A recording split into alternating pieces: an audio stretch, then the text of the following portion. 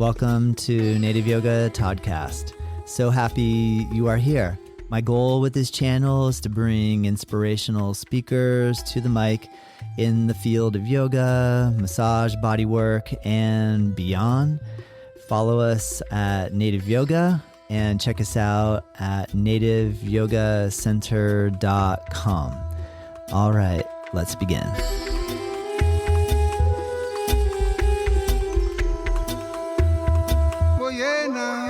Hello, welcome to Native Yoga Toddcast. I am your host, Todd McLaughlin, and today our special guest is Rane Bowen. Rane is the husband of Jo Stewart. You probably listened to episode number 273, recently published, and they are both the co-hosts of Flow Artist Podcast. And I had a wonderful discussion with Jo, and she was talking about her 8 Limbs of Aerial Yoga book that she's just published, and in the process of her talking about how much her husband has assisted and helped her through all of her marketing as a yoga teacher. He's a tech professional. He's been working in the tech space for the last 20 years. He has developed soundmadescene.com, which is an AI platform that helps people like us, me, who is a podcaster, and he's also come up with another platform called Guests Made Simple, which I'm super excited to try out. That can help me in actually getting guests for the show. There's a lot of work that goes in behind the scenes for this episode, and I am so excited that Rane is focused on creating solutions and tools to make this process run a little more smooth. So I am so honored to have Rane here, and we cover so many topics. He's incredibly gracious, in my opinion, and truthful and honest about his journey, and I found it really refreshing, and I'm so happy you're here. If you want to share the episode, we really appreciate it, and any comments and questions you have, please direct them our way. We greatly appreciate it. All the links are in the description below, and on that note, let's go ahead and begin. I'm so happy to be here today with Rane Bowen. Rane, thank you so much for joining me. Can you tell me how you're feeling? I'm feeling great, Todd, and thank you so much for having me. Well, this is a real honor and a privilege. I had the joy of podcasting your wife, Jo Stewart, a couple episodes back, number 273.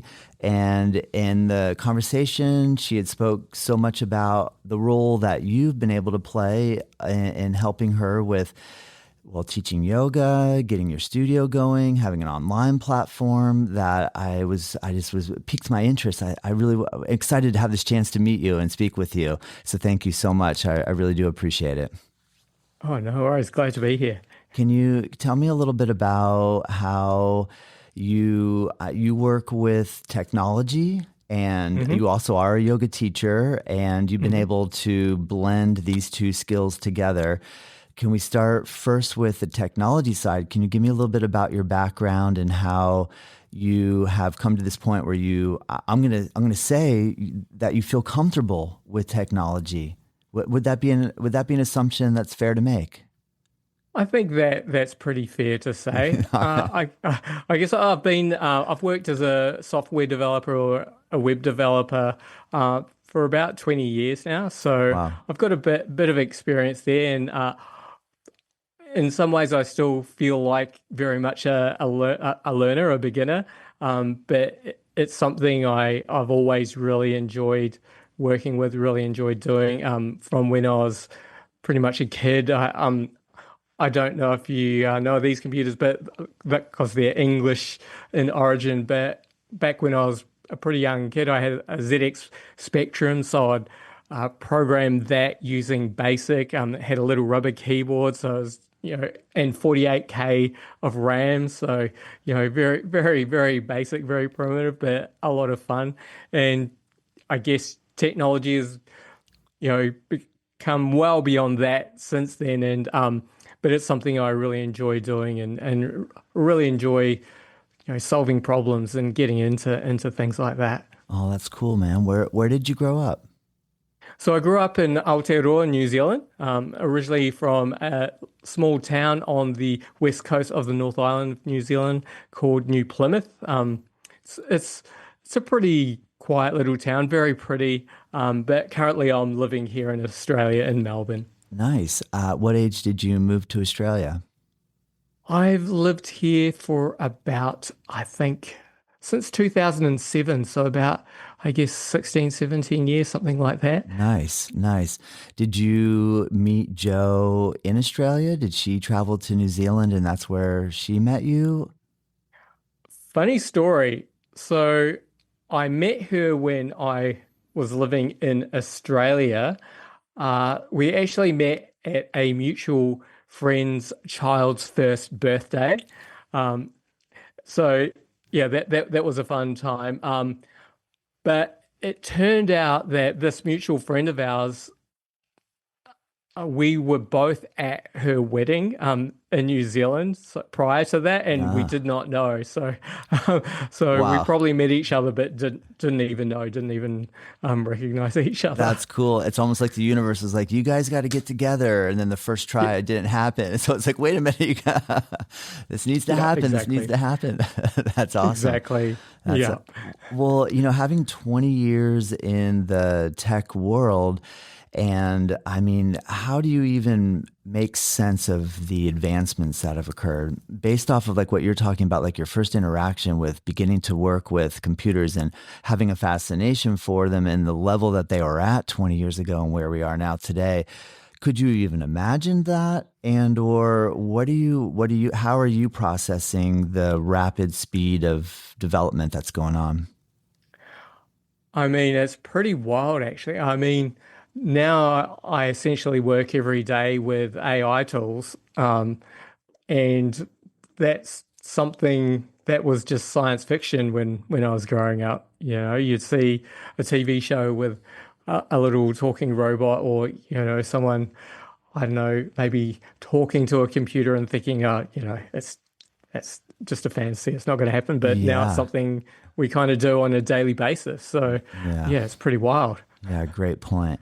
There's so much talk about either fear around it or optimism. And I know that it seems to me that we can fall into that sort of either fear or love spectrum all day long with every single subject or topic that comes up. And I just getting a sense that you're more on the side of seeing the optimism because you're working with it regularly. Can you talk a little bit about why you think that is, and or if anyone listening has the skeptical opinion about it, what would be your rebuttal in relation to your choice to use and work with it? I think it is a very complex topic, and though I may sound quite optimistic about it, have, I feel, a pretty good understanding of all the negative consequences that are happening around it. There's many, I guess, people who have encountered what they're calling AI psychosis. So maybe getting a little bit too much positive feedback from the AI tools that is sort of, I guess, leading them astray. That's not a good thing. Mm. There's also, I think, also that AI companies themselves are responsible for a lot of kind of excessive hype, and a lot of their marketing is in fact fear-based. So by saying that they're going to put, thousands, if not hundreds of thousands or millions of developers out of work, that's obviously a fear-based marketing idea. And I think time is showing that that's not necessarily what's happening. Ah, that's In fact, fascinating. in That's fact, there's actually been a slight rise in developer hires or developer job postings lately. And I think that as far as developers go, at least it's actually, if it's used correctly, it's a tool that can help you, but it does have its pitfalls, and you can't really just believe the AI or what it's doing is correct. You really need to sort of test your code and kind of still continue to follow best practices when it comes to developing software. And I think AI can help with that too. So in addition, you can also use it to sort of learn more about what you're doing. So you can ask it questions and get answers, and then you can test out those answers. And so I think it's very powerful. There's obviously other, I guess, problems, around water usage, power consumption, especially when data centers are set up in urban areas. And I think this is more a problem in the United States than, say, Australia, but uh, a lot of, I guess, municipalities and state governments will give a lot of incentives to data centers to turn up. So that's public money going towards uh, this private industry, which is not such a good thing. So, as I said, we don't have as much of that here. So, I guess it's just a lot of things that we need to be mindful of, and it's just a tool like any other. But I guess if it's in the wrong hands, it can have bad consequences. So, yeah. Wow, Ron, I hear you. Well said. I mean, first of all, the fact that you brought up, this is a concept I haven't really thought about yet, but that the actual developers of the AI are utilizing the fear concept as a marketing tool. And I want to just try to understand how this can work. So, like in the idea of like if I'm creating this, but then I'm creating this fear that all these jobs will be lost, would that you feel like that drives people to use AI more than knowing that there is the potentiality for that type of situation? Or can you explain, I guess if I were to put it in relationship to say like cigarette companies, if a cigarette company is selling cigarettes but on the box they put, I mean, the government puts a label that says this could kill you. And we would always think that would deter. But I guess in a sense, if we were to relate it like that, maybe we could say that warning almost helps sell the cigarettes, which is such a bizarre concept, right? Like that the fear, the danger of it would be maybe what, if I really analyze why I'm doing what I'm doing, maybe that would be the reason why I'm doing it, because I want death to come a little quicker, or I want to suffer a little bit through I'm trying to understand how that could work. I mean, I guess when they say that it's going to put a lot of people out of work, they're kind of appealing to CEOs or large corporations who have, an impetus to lower their costs when it comes to hiring people. And a lot of the big layoffs that have, in my opinion, but a lot of the layoffs that have been happening lately in tech, like say Oracle, for example, are basically they're saying it's AI, but really it's because they've borrowed money to finance AI. So they Got it. need to sort of Interesting. spend less money on hiring people. So I think that's where they're not so much trying to appeal to people's fear, but they kind of are using it I as see now. leverage. I see that. And and I guess you could also take the angle that if you're worried about your job, you're not as likely to ask for a pay rise, or you're not as likely to Ooh, be. ooh, so many Yeah, angles, I don't know if so I'm many being angles. conspiratorial here, but yeah. No, I hear you. That's cool, man. I really appreciate you enlightening me to those ideas. Thank you. Well, I mean, I guess then to turn a little bit of a corner here, we're recording a podcast right now, and you're right. When I grew up watching the Jetsons cartoon, this idea of talking to you on the other side of the world and having the ability to also share it through these channels is mind-boggling to me. And so you have developed a platform called Sound Made Scene, which helps podcasters. Can you talk a little bit about what the platform is and how it came to be that you designed it?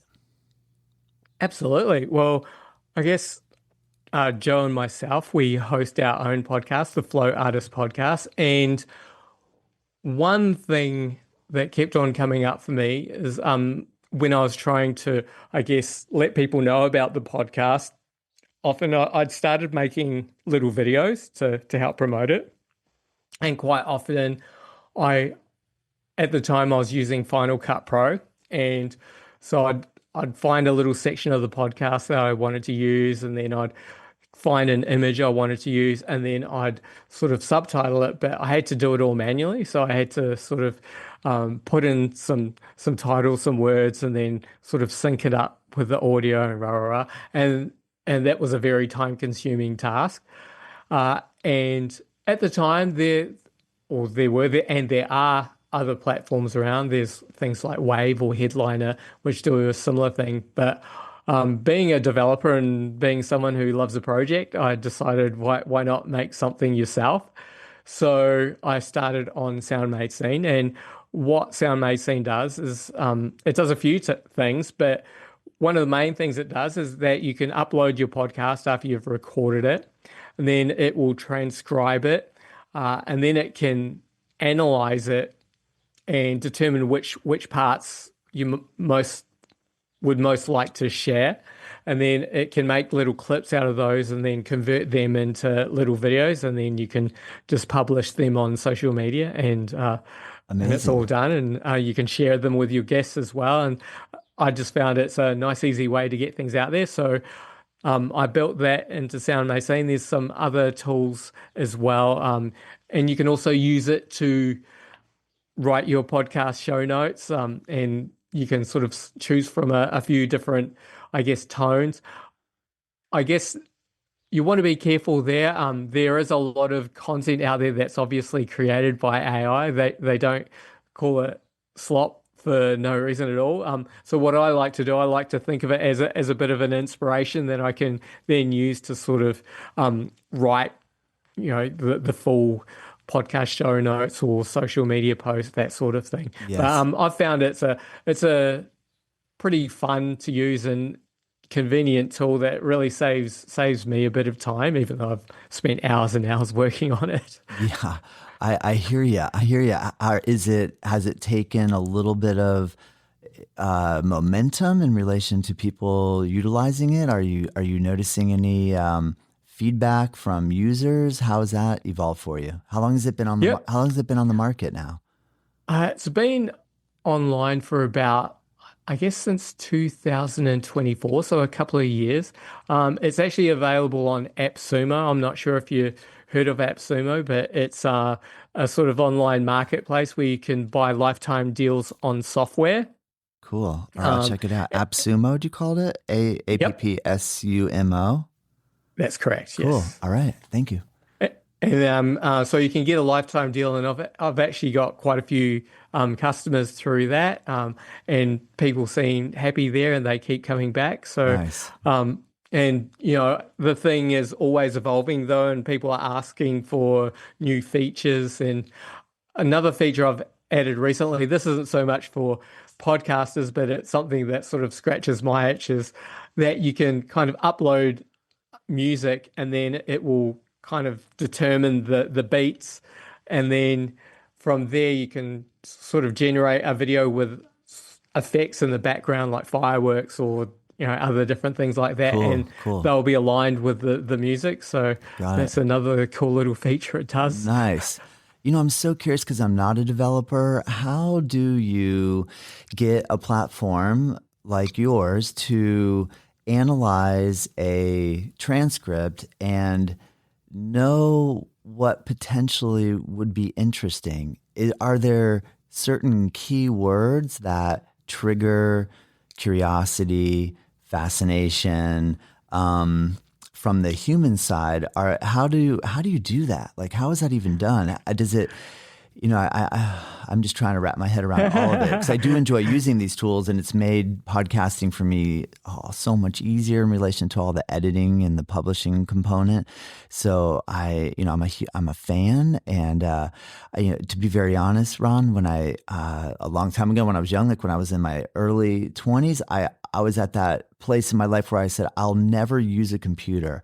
Like, I had this sort of vision that like computers were going to be the worst thing for the world. And I'm going to make a vow that I'll never touch one, which is a crazy thing to even like, I don't know why I was there in my life that I thought that, but now I use it so much. And I have to laugh at myself that I've really was scared of all this stuff and didn't know where it would lead. And now I'm such an avid user.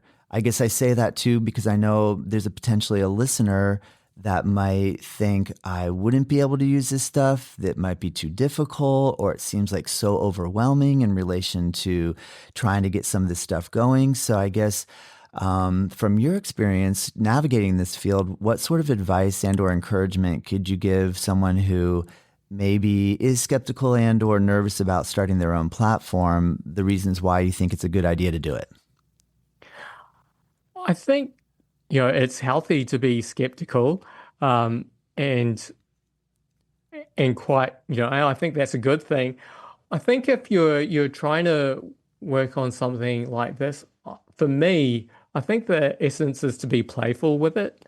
You have to, I guess, be a little bit serious, but I think you've got to just like anything you do, you've got to give yourself room to fail sometimes, and I think that's okay. I'm not sure I'm answering this question that well, but I think what I try and do is just have fun with what I'm doing, and it's the same way I was with podcasting. I knew when I started doing that it's something that I wouldn't start off being good at. I'm probably not that great at now. I think Joe's actually a lot better than I am. But I think you've just got to have fun with it. I hope that answers your question. It does. It does. I think that's actually a really good answer. That's a great answer, actually, because it does seem sometimes so serious and or overwhelming. So I hear you. Just come at it from a fun place straight away. Yeah. I'm also curious too. You had made mention that you have now designed Guest Made Simple, also with the solutions-based mind frame of, hey, I have a problem. How could we fix it? Can you talk a little bit about what this platform is and how it can help us?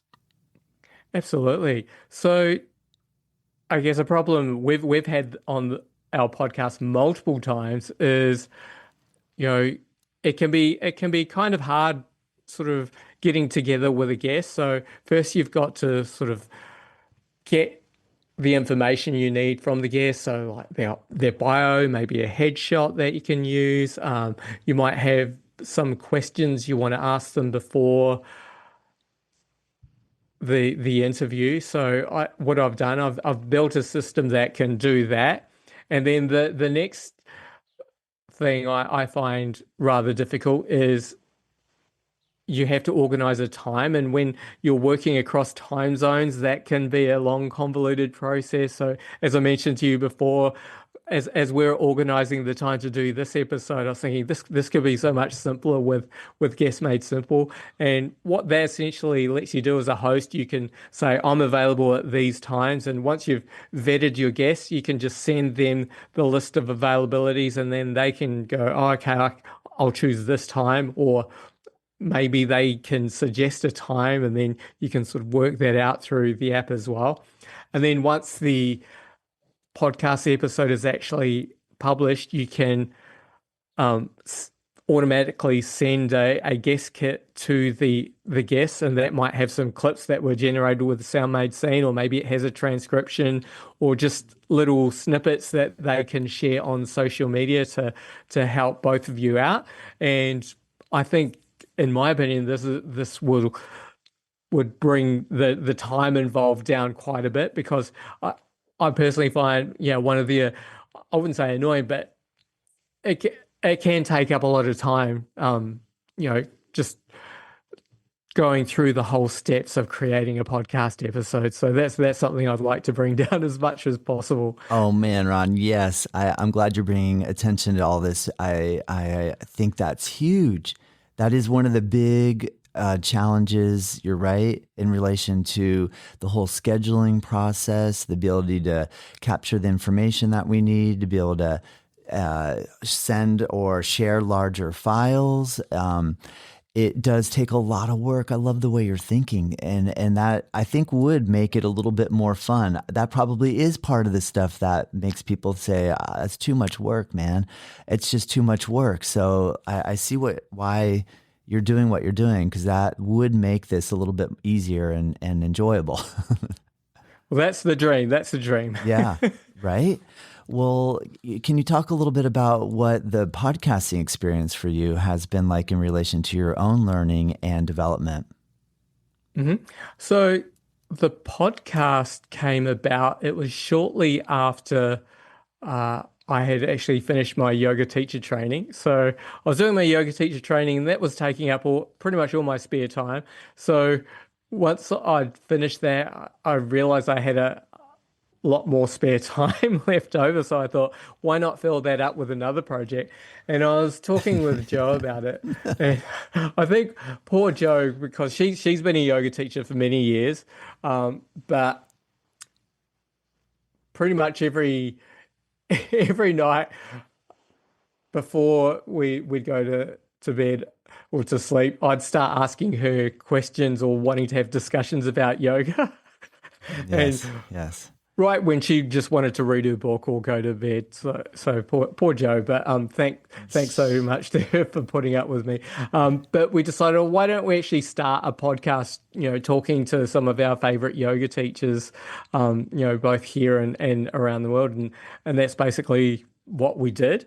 And it's still going. We're still talking to yoga teachers and people of all different types of expertise and subjects that we want to talk about. So that's been a real great process for us, because we got to actually talk to a bunch of awesome people, sort of indirectly as a result of that as well. Jo got to write and publish a book, and which has just come out. So that's all very exciting. And yeah, it's been a great experience for us, and so many different learnings and meeting so many different people. It's been amazing. Oh, that's so cool, Ron. For those of you that had a chance to listen to the episode with Jo, you'll remember that she was talking about her 8 Limbs of Aerial Yoga book. Ron, can you tell me a little bit about your role in the writing of that book and or creation of that book? Like what sort of assistance were you able to offer? I guess my assistance was a bit more of a background. I'm in a lot of the photos in the book, and I guess I worked as a sounding board for Jo for a lot of it. But to be honest, she did, she wrote the book. She Yeah, researched it. yeah, It was yeah. it was mostly her, and yeah, all credit to her. She's done an amazing job, in my opinion. I actually think it's a huge accomplishment. Oh man, I agree, Ron. Have been wanting. I would love to write a book, but I think that the daunting component of it has always kept me at bay. So I agree with you. That is a huge accomplishment. That's really cool. Congratulations. Yeah, and we're really excited. We just got the author's copies now, so we finally got to see what it looks like in print. And in my opinion, it's a beautiful book. So and I think it'll be great for all yoga teachers. It's mainly about aerial yoga, but it uses the 8 limbs obviously as a nice framework to actually demonstrate all the different benefits that aerial yoga has.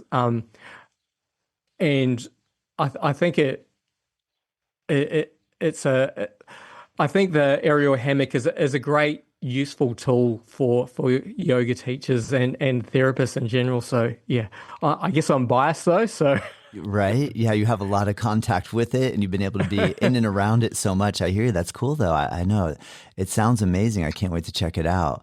Can you tell me what your for how you got into yoga? What were the circumstances, and or what was the where did you how did you find yourself on a yoga mat? Maybe was the first way you started with yoga, or maybe there was a different entry point. I'm curious. yep. I guess many years ago, um, when I was still living in New Zealand, I did a few Ashtanga yoga classes just around the corner from my house. I still remember my first class. I think I I probably fell over at one point. It was Yeah. really, really quite intense. Who was it with? Because there's Oh, so long ago. okay, fair His enough. name was Bill back in New Zealand in Yeah, Wellington. gotcha. He was a great guy actually, but I kind of dropped off from that from many years. But then obviously I met Joe over here, and Joe's been a yoga teacher for about 20 years or something like that. And I started, having a bit more of an interest in yoga, so I do yoga with her, and we'd go to retreats and do all sorts of fun stuff. But I guess about 15 years ago, I was actually diagnosed with stomach cancer Oh, and discovered that my stomach had to be removed. And during that whole process, yoga was actually really, really useful for me. And before the surgery, a local yoga teacher at another studio near us actually gave me free classes for a oh, while, which was very kind of them. I'm very grateful to that. And I think just during my whole treatment and recovery, yoga was a very powerful tool, both physically and for I guess, the mental and the spiritual aspects. Because at one point, uh, I received a diagnosis that the cancer had become terminal. Um, it did actually turn out that that diagnosis was completely incorrect, wow. but there were a few weeks there that I actually thought I was going to die. And I think yoga philosophy actually helped me through that a little bit as well. Wow. Wow, Ron. Wow. I believe it. What uh what was it like when you heard the information that we're sorry, we made a misdiagnosis or a miscalculation here and you aren't in a terminal state? What was that like? I mean, how do you process all that? Well, it was a different doctor that told me, that it was a mistake. So I guess my feeling was just relief, Yeah, yeah, yeah, and yeah, gladness. yeah. Um, yeah, so And what no, I was, the different doctor in the sense that there wasn't any upset. You're not like, the anger wasn't the emotion that came up of like, how could you have made me live or told me that and had me live through these last 4 or 5 or however many weeks it was thinking this is it. And I guess to go back a little bit on that, I'm curious, what do you do when you have that sort of information? I mean, do you start reaching out to your friends and family? Did you go, I don't get the feeling, I don't get the feeling that you went into a depressive state, but I would think it would put you in some type of, I don't know. I'm so curious. What type of state of mind did that put you in? I guess when Joe and I were both told the news that they thought I was going to die. We left in a bit of shock. We were both, I guess, a bit shell shocked. And I think we found a kind of a nearby park or something like that and just held each other and cried. Um, and then after that, we came home and then I rang my parents back in New Zealand. And that was a bit, that was very difficult. Oh man. Um, Oh man. I can't um, imagine. yeah, my mum at the time was in the early stages of dementia as well, so it was kind of hard explaining to her what was happening. Oh, Um, so yes. yeah, that period of time was a bit rough. Um, but yeah, I guess the thing, like we got through it. We got to, you know, I we got a second opinion.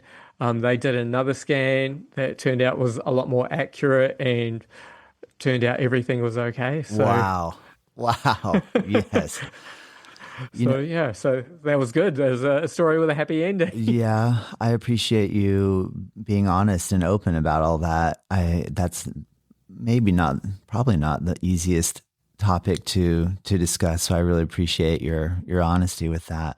I remember the first time I met someone who had been diagnosed with cancer, and I was really young, and I remember she was going through chemotherapy, and the whole process of watching her go through that, and as a child trying to even come to terms with what does this mean, and life and death, and some of the heavier questions that we all have to grapple with throughout life. It really got me thinking deep about what it would be like to go through that. So, and one of the things I hear from folks is that it brings this incredible appreciation and gratitude for every moment, or a deeper sense of appreciation for life. Can you share any insights into that side of it as well, or what you've noticed in relation to that? Stay with us. We'll be right back. I really hope that you're enjoying this episode, and I just wanted to take a moment to announce a course that I'm really excited to release. It's a free course, and it's called 8 in 8, Learn 8 Limb Yoga in 8 Days. My goal is to help coach you along in the Ashtanga yoga practice in a way where we take just the sun salutations, the fundamental asanas, and the final breathing poses, break it down with some philosophy videos as well, explaining the 8 limbs of Ashtanga yoga in a very easy to use, friendly course that is totally free. Click the link below, check it out. Let me know what you think. All right, let's get back to the episode. I think, yeah, definitely it gave me a lot more of an appreciation for life. I think at the time, I'll be honest, I think at the time I did find it hard to find gratitude, if that makes sense. Yeah. I think there is the possibility to, feel a little bit sorry for yourself. Why is this happening to me? Why, even though I knew I wasn't going to die, I'd still lost my stomach. So there was a period of adjustment to that as well. So I'm not going to say I became this transcendent angel after the surgery, but it did, I guess, drive me more to just, I guess, do things that I wanted to do, if that makes sense. So Yes, it I does. guess that's why I sort of like, okay, I'm going to start this project now. I'm going to do this just because I know, like, why not? Yeah. Great point. Great insight. Can you fill me and the listener in a little bit, Ron, on what it's like to live without a stomach? How does this work? How hunger? What happens there? What does that feel like? I've never even contemplated this, to be very honest. Can you tell me a little bit about what it's like? If unless it's too personal, I totally understand. No, it's absolutely fine. I guess as far as hunger goes, I find I'm actually always hungry, if that makes sense. So when they remove your stomach, they essentially bring the esophagus down slightly, and then they bring up the small intestine, and they kind of build a little bit of a pouch out of it. Um, the small intestine actually does a lot of what the stomach does already. The only things that the small intestine can't absorb are iron and vitamin B12. So I have to supplement for those. Um, and I guess the other thing is have, at least to begin with, having very small meals, chewing all your food very carefully, um, and being very careful when you do eat. Over time, that pouch that they've built expands out, so it's not. You can eat larger meals. I'm eating essentially meals close to what I was eating at the time, though I guess I am a lot thinner than I was back then. I think I was at my top weight, I was over 100 kgs, which is kind of big. I'm not sure what's that, over 200 pounds probably. So I was a big boy. So I actually think in a lot of ways losing my stomach actually helped me. If that makes sense. Interesting. It does. Like, And I guess, as an assumption that I incorrectly made is that my hunger comes due to the fact that I'm feeling something in my stomach, but then maybe hunger is more of a whole body thing. Maybe hunger comes because, like, obviously the body needs energy. So, or we would be craving energy. And if we go without food for a long period of time, that hunger feeling. And I guess it's obviously not just the stomach, because the fact that your answer was that you kind of always feel hungry means that the sensation of hunger doesn't leave the body if the stomach is removed. Am I right? I guess my understanding, though, is other people without stomachs might have completely different. Yeah, understood. Yes. Yeah, Okay. yeah. And I'm not sure whether it's something with, because I think in some cases that they might touch the vagus nerve or something like that. I'm I'm not a medical expert, so I probably That's shouldn't be. interesting. Yeah, But I hear you. yeah, my understanding is some people might not feel any hunger at all, but I know for me, I'm pretty much hungry all the All time, right. Yeah. which is not a good combination of not having a stomach and always being hungry. So the phrase "eyes bigger than your stomach" are literally true. Yeah. Oh man, I hear you. Well, that's incredible. And so this is 15 years ago. Did I hear that right? Wow. Yes. Congratulations. Incredible. So obviously you've adapted. You feel like you've adapted. I mean, is it something that's at the forefront of your mind each day when you wake up? I know one time when I had a surgery, the recovery process, it seemed like it was so all-consuming to me and my thoughts, and now I never think about it, right? And there's like this process from the time that it occurs to now, and it's just not at the forefront of the mind. Do you feel like you're at that point where you don't really need to contemplate it, or is it always something that does have to be attended to on some level? I wouldn't say so much that it's something that needs to be attended to constantly, but it is something that I notice all the time. There is Yeah, that yeah, kind of tightness, yeah. where that joint is. So it's something I always notice. And then obviously when I do eat, if I'm not careful, or just after lunch, I'll be sitting there. My eyes might be bulging a little bit. I might be looking a little bit uncomfortable. I'm perfectly fine, but yeah, just always a little bit of a reminder that there's something going Yeah. on there. Understood. Understood. I appreciate your honesty. Thank you so much. That's amazing, Ron. What about how has your yoga practice in relation to, I mean, you had already touched a little bit upon how the philosophical side had helped you in relation to the mental health component.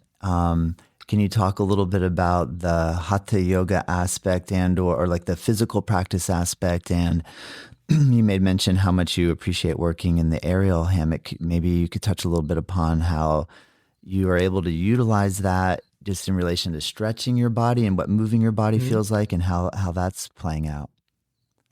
I think probably now I'm more physical than ever. I guess the yoga I do practice though is very gentle. At least the yoga I teach is very, very gentle. I teach a gentle yoga class. Um, I don't teach aerial yoga so much these days, but still do occasionally. But I guess there as well, my approach is generally quite gentle. Um, but I also go to the gym and I've just taken up running as well. So I guess I'd say I'm pretty active. Yeah, So I don't know. I do enjoy the feeling of being in my body, if that makes sense. So it does. yeah. Amazing. Can you tell me, I love teaching and practicing gentle yoga. Can you tell me a little bit more about what your intention is when you begin teaching a class? Do you have Mhm. a certain goal that you're aiming to bring your students toward or the people that are practicing with you?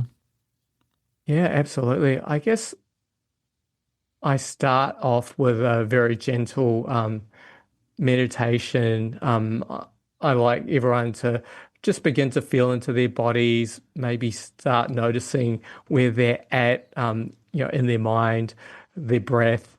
And from there, I like to just keep things really calm, and get everyone into a, I guess, very, very calm state. And then we'll start with a little bit of gentle movement, a little bit of breath awareness, a little bit of flowing movement, and then we'll actually spend the rest of the class sort of on the floor. um, and it doesn't get much more, I guess. I guess I'm not articulating myself that well, but not a lot more active from there. So I like to start the class slow, make it even slower, and then finish off with I guess, Shavasana that's like 10, 15 minutes or so. So yeah, Yeah. my intention is to have a nice, calm environment where everyone can just sort of, find their bliss, I guess. Yeah. Amazing. Ron, can you share? I had an opportunity to live in Hawaii for a year, and I loved every opportunity that I had to interact with the locals and the indigenous population. Can you tell me a little bit about your Maori culture and anything that we could learn about your tradition that would help us to just have a little insight? Absolutely. So yeah, I'm Maori. I'm um, from a few iwi or tribes on the west coast of the North Island. So Ngāti Tama, Ngāti Ruanui, Te Atiawa. Um, my father is European Caucasian. My mother is Maori. So I grew up in a kind of a mixed culture household. But when I was young, we would spend a lot of time at our marae, which is, I guess, a meeting place, or a cultural area. Um, so I was quite exposed to our culture, our language. I'm not fluent in Te Reo Māori. I'm not a fluent speaker of the language. I guess the generations after me, the government actually brought in a I guess preschools called kohanga reo, where kids were immersed in Māori language. So I'm a little bit envious of that. But I guess in New Zealand, Māori and English are kind of used almost interchangeably in some senses. So that's a great thing. But I have lots of memories of being around my family. And there's a huge sense of community there. Everyone pitches in when it comes to feeding everyone, to I guess cleaning up afterwards, doing the dishes. And it's a very hospitable culture. They have a concept called uh, is it, um, I think it's Te Maki Tanga. I could be wrong there, but it's about hospitality, if that makes sense. Yeah. So a big part of Māori culture is hospitality.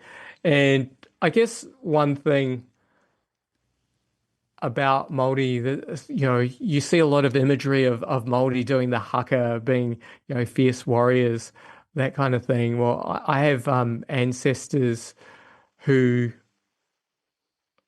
were, I guess, pacifists, if that makes sense. And there's, in particular, there's Te Whiti and Tohu. I'm a descendant of Tohu, and they were Christians, and they considered themselves prophets, but they lived in a small village called Pariaka, which was being harassed by English troops. So they were being, I guess, shot with cannons and all sorts of horrible things. But they preached a philosophy of pacifism and non-resistance, many years before Gandhi even. So I think that there's a powerful culture there of resistance and strength and resilience that isn't so much talked about in favor of the fierce warrior aspect of Māoridom. So I don't know. I think that's just something we should be talking about more. Amazing, Ron. Oh wow. Thank you so much. That is so interesting.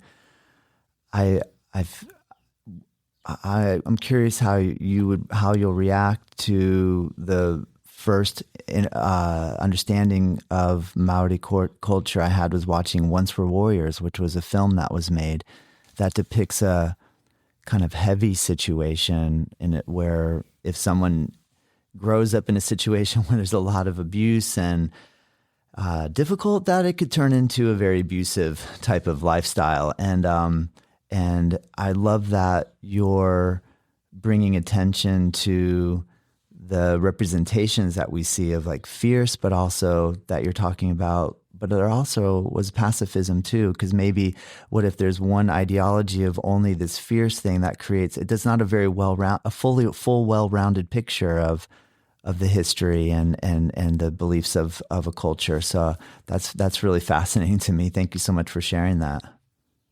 Oh, no worries. And yeah, actually, that is a great movie, Once We're Warriors. But yeah, I do think it sort of does focus on an aspect that is not great. And I'm not saying it doesn't happen or it isn't a situation that exists. But like any culture, there's a rich heritage there, and multiple aspects that we need to be mindful of. Yeah, yeah.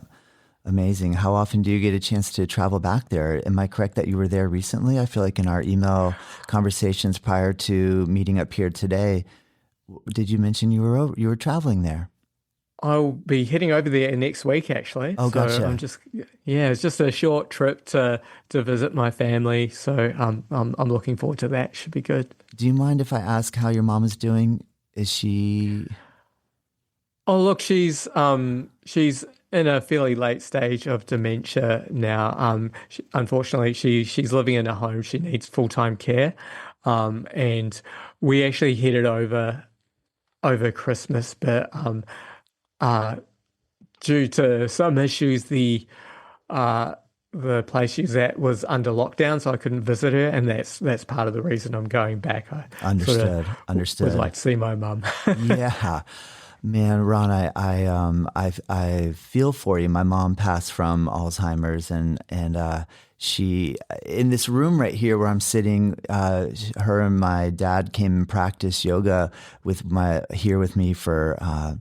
We've been open here for 20 years, so they came every day for like 16 years before she passed away. So I watched her go through the whole thing, and man, I'm really sorry. So I'm so excited though to hear that you get to go back and be present. And it's really amazing. I hope you don't mind me talking about this, but one thing that I noticed was that when my mom stopped, remembering my children's names, and you get to that point where I started wondering how much of recognition is there, like how much is there still. And then I recently came across a situation where a husband was talking about him caretaking his wife who was undergoing memory care, and that he didn't think she could communicate, but through a certain situation, he was able to telepathically communicate with her. And which then triggered me upon hearing that, remembering a moment before my mom passed where I did feel like, even though she wasn't there, she was, and that there still is communication ability, but done on a different level. So I guess I just mentioned that because I'm excited to hear that you're going to get a chance to spend time with her. And I would love to hear afterward what your experience is like, and just in relation to all that. But anyhow, hopefully I didn't digress too far there. No. I just want to say I'm sorry to hear about your mother as well. Thank you. I just know that I actually think my mum's dementia was harder to deal with than my own cancer, if that makes sense. It does. It does. Yeah, it's such a immensely awful thing to happen to someone, in my opinion. And I I actually did have an experience with my mum, and it was it was a couple of years ago, but I can't remember. We were having a conversation, and I can't remember what we were discussing exactly, but it was kind of, to me, it felt like mum was in her own way kind of saying goodbye to me, if that makes sense. It does. Like, Yeah. yeah, yeah. Indirectly, like the words weren't matching up with that, but the feeling. Yeah. Wow. Yeah. That's Yeah. So amazing. That yeah. gives me goosebumps. Yeah. I hear know, you. it's pretty intense, isn't it? Yeah, it really is. Well, man, I feel for you, but I'm also very excited for you. I don't know if that even makes sense, but just that you still have time. You're going to be able to go and travel over there, and hopefully the lockdown situation some weird thing won't happen as well there. Yeah, no, I hope so too. But yeah, it should be good. Cool, man. Well, I feel like we got a chance to touch upon a lot of your background, and I really appreciate how honest and forthright you're with me. Thank you so much. That really means a lot to me, Ron. Sorry. Oh, no worries. Thank you. I already thank you for correcting me initially. I came and I said, "Nice to meet you, Rane," no. and you're like, "No, man, it's Ron." So sometimes when you don't correct someone, it just sort of goes on, and the moment's passed when you can actually correct them. So true, so true. My wife's name is Tamara, and she's like, "It's Tamara, and so someone says Tamara or something, she's like, "No, that's not it." Yeah, I hear you. That's cool. Well, I mean, just to kind of do a quick little recap, everyone can find you at soundmadescene.com. Anyone that's interested or has curiosity and or is working with technology and podcasting and marketing and all this stuff that we need to do, we can find you at Flow Artist Podcast with both you and Jo hosting your own podcast show. And also Guest Made Simple, which I know you're soft launching, but if we go to that URL, is it Guest Made Simple? Ooh, I wonder. .com. Is there a .au at the end of this or no? Nope, just .com. Cool. And then also the 8 Limbs of Aerial Yoga book is now available. So I highly recommend everybody to check that out. Ron, is there anything else I missed or anything else you'd like to mention before we exit? I think you've covered everything there, and I just wanted to thank you again for having me on your podcast. It's been a great conversation. I've had a whole lot of fun. Thank you, Ron. I really appreciate it. Thank you for sharing everything. And I hope one day I get a chance to meet both of you in person. If you all are ever traveling through the U.S., we would love to host you here in Florida. And if I get a chance to make it over there again, I would love to come visit you guys. Absolutely. And hopefully we get to talk to you on our podcast soon. Thank you. I'm going to follow through now, and also with more appreciation to the workflow of organizing the episode. That's something I'm really excited about because I did get a chance to start, and I went and I liked the way that I'm guessing that must be Guest Made Simple. Are you already implementing that on your own website? Because when I went in, you had a questionnaire place, a place that I could kind of send over. I don't know. I don't think. Well, I didn't go all the way through. I got started, and then I got to follow through and finish here. But I saw that I could put a picture in and something of that nature. I didn't see the calendar part yet. Is that something that would, as I follow the steps through, will eventually get to, or at what stage are you using it? I'm not sure we have been using that yet, but I'll check with Jo. But yeah, we should have it up and running pretty soon, so we can get you all through that. Awesome. Well, I want to test it out and give it a try as soon as I really want. Yeah. Thank you so much. All these like ideas of ways to make this a little bit more where I can just focus on this fun part of doing the actual podcasting, and all the administrative tedious stuff the load could be lightened a little bit, which would be amazing. No worries. Yeah, no, be great. Thank you, Ron. Thank you so much for your time. I really appreciate this. Thank you. Thank you. Thanks for having me.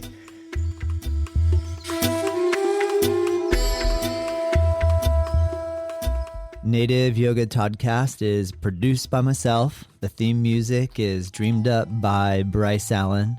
If you like this show, let me know. If there's room for improvement, I want to hear that too. We are curious to know what you think and what you want more of, what I can improve. And if you have ideas for future guests or topics, please send us your thoughts to info@Native Yoga Center. You can find us at nativeyogacenter.com. And hey, if you did like this episode, share it with your friends, rate it and review, and join us next time.